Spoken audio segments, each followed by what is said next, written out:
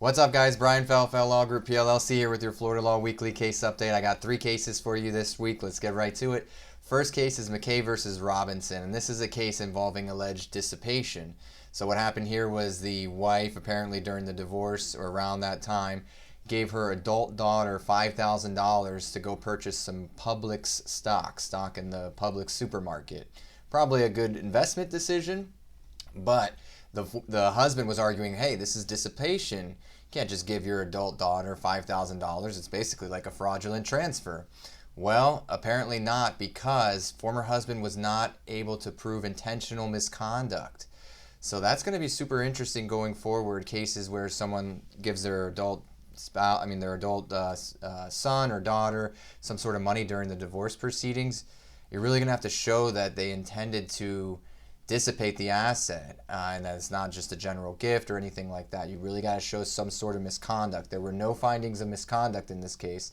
The only way this came out was after the hearing, when the parties were submitting their proposed final judgments.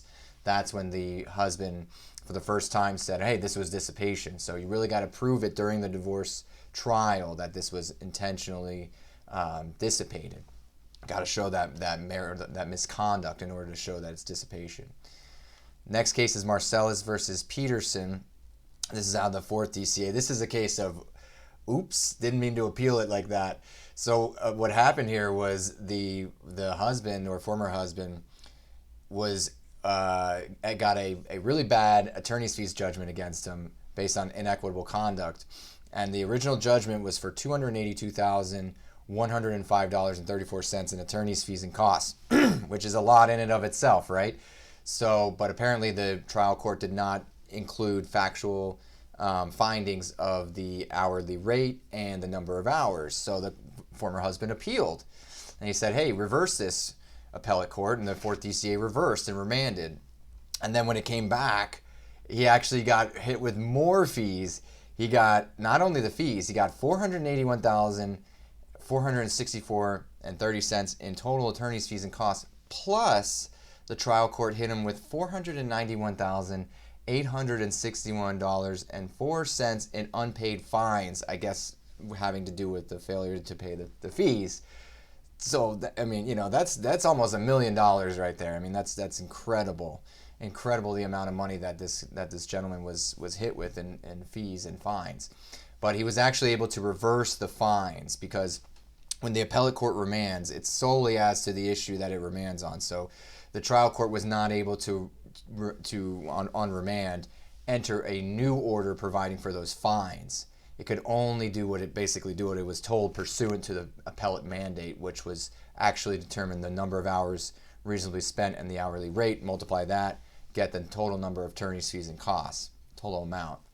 So the fines were reversed, but man, he still got hit with a couple $100,000 more in fees and costs than what he originally appealed.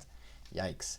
Last case is Gutierrez versus Gutierrez. This is out of the 3rd DCA. I thought this was interesting because this was a case, it's a divorce, dissolution of marriage, where the husband was trying to argue that, other way around. Wife was trying to argue that the husband, who is a school teacher, really should be imputed additional income because he's able to work during the summer. I know a lot of school teachers, they work during the summer at summer camps or do tutoring and things like that.